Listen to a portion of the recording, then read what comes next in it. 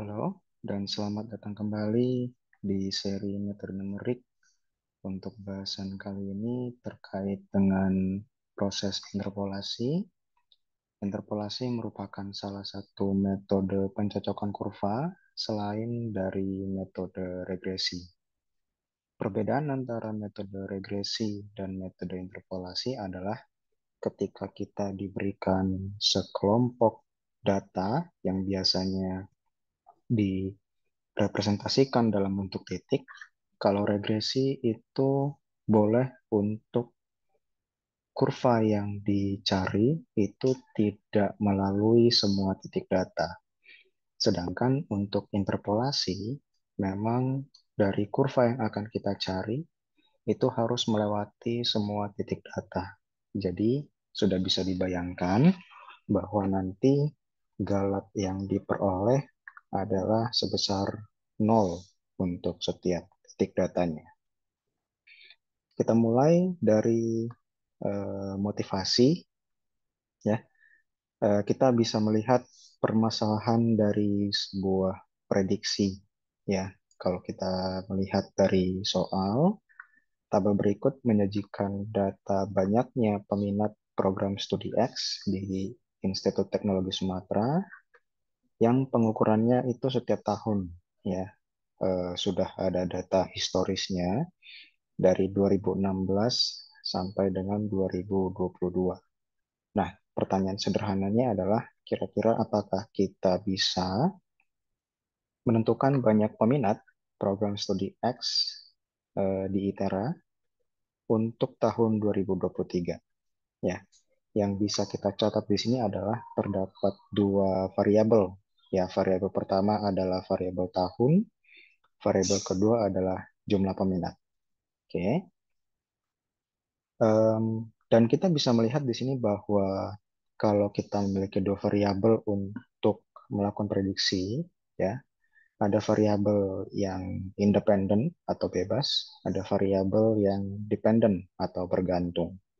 Ya, untuk variabel independen itu adalah variabel tahun, sedangkan untuk variabel yang dependent atau yang bergantung itu adalah jumlah peminat. Oke, sebelum kita melakukan atau mencari prediksi dari tahun 2023 ya jumlah peminatnya, kita bisa mencari tahu dulu hubungan antara tahun dengan jumlah peminat ya. Nah, permasalahan ini bisa berupa solusi yang dicari dengan menggunakan metode pencocokan kurva ya.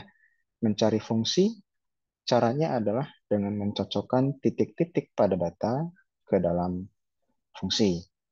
Oke. Nah, terkait dengan teknik eh, pencocokan kurva, ya, memasukkan setiap titik data ke dalam kurva, itu yang tadi disebut sebagai curve fitting, ya.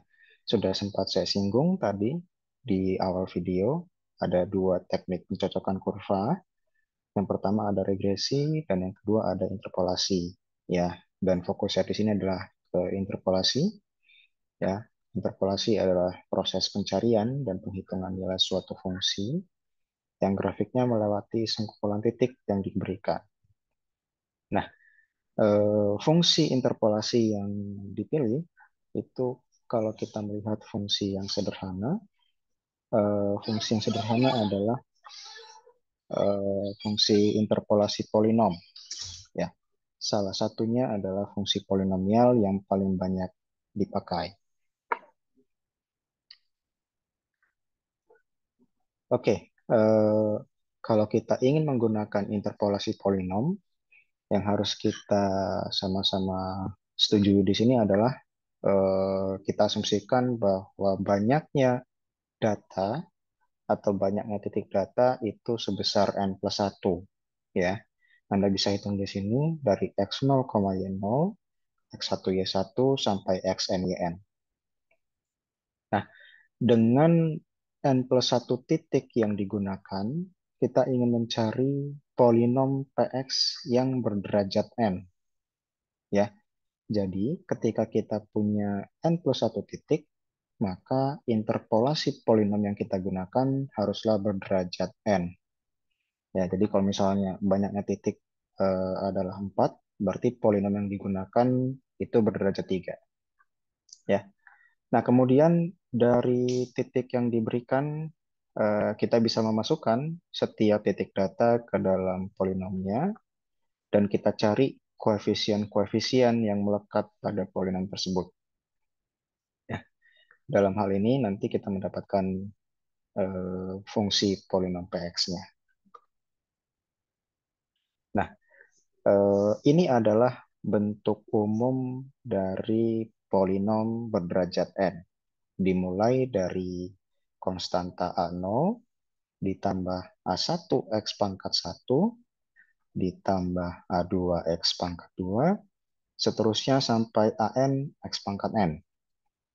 Nah, seperti yang sudah sama-sama kita setujui, ketika kita bekerja dengan polinom berderajat n, maka akan ada sebanyak n plus 1 titik. Ya, dari x0, y0, x1, y1, sampai xn, yn. Ya, nah semua titik data itu kita masukkan ke dalam polinom. Ya, jadi ada x0, y0, x1, y1, sampai xn, yn. Nah, dari pemasukan setiap titik data tersebut, kita nanti akan memiliki sebanyak n plus 1 persamaan. Ya, atau kita bisa lihat sebagai sistem persamaan linier. Yang diketahui di sini adalah tentu saja x0, x1 sampai xn, x0 kuadrat sampai xn kuadrat, x0 pangkat n sampai xn pangkat n, dan juga y0 sampai yn. Ya, artinya yang mau kita cari di sini adalah A0, A1, A2, sampai AN. Nah, kita sudah bisa menebak nih. Artinya kita bisa menggunakan sistem persamaan linear, dan salah satu cara untuk mendapatkan solusi dari sistem persamaan linear adalah menggunakan eliminasi Gauss. Ya, Anda bisa mentransformasikan atau mengubah sistem persamaan linear tadi menjadi bentuk perkalian matriks, ya. Matriks di sini matriks, kemudian ada vektor yang mau kita cari nilainya dari A0 sampai AN, dan Y0 sampai YN. Kemudian kita bisa mencari A0 sampai AN-nya menggunakan eliminasi Gauss. Ya, di video sebelumnya sudah dijelaskan teknik dan cara untuk mendapatkan solusi dari sistem persamaan linear menggunakan eliminasi Gauss. Nah, di sini saya coba berikan contoh untuk ukuran n yang kecil gitu ya. Misalnya diberikan untuk n sama dengan 2, artinya polinom berderajat 2, kita ingin menginterpolasi sebanyak 3 titik. Ya, tadi masih ingat ya, kalau kita punya polinomnya berderajat n, maka kita melakukan interpolasi sebanyak n plus 1 titik. Ya, jadi x0, y0, x1, y1, x2, y2. Nah, karena polinomnya berderajat 2, maka bisa kita tuliskan polinomnya sebagai A0 ditambah A1X ditambah A2X kuadrat. Ya. Nah, di sini saya berikan contoh. Misalnya 3 titik tersebut adalah min 1,1, 0,0, dan 1,1. Ya. Nah, dengan memasukkan setiap titik yang terdapat pada data ke dalam polinom, dan juga kita bisa memberikan eh, sistem persamaan linearnya ke dalam bentuk matriks seperti ini. Ya, ada 1 min 1 1, 1 0 0, dan 1 1 1. Dikalikan A0, A1, A2, harusnya hasilnya sama dengan 1 0 1. Ya, eh, eh, sebagai catatan sebenarnya tidak setiap SPL harus diselesaikan dengan eliminasi Gauss. Kalau misalnya kita memiliki ukuran yang cukup kecil, kita bisa melakukan eh, eliminasi substitusi biasa ya untuk mendapatkan A0, A1, dan A2. Ya. Di sini sudah diperoleh bahwa A0-nya sama dengan 0, A1-nya sama dengan 0, dan A2-nya sama dengan 1. Ya.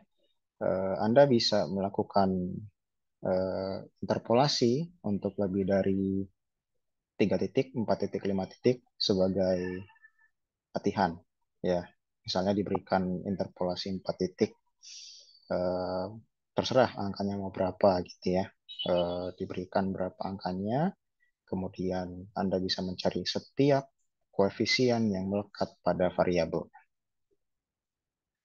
Demikian video untuk kali ini. Untuk selanjutnya adalah video terkait dengan jenis-jenis dari interpolasi yang lain.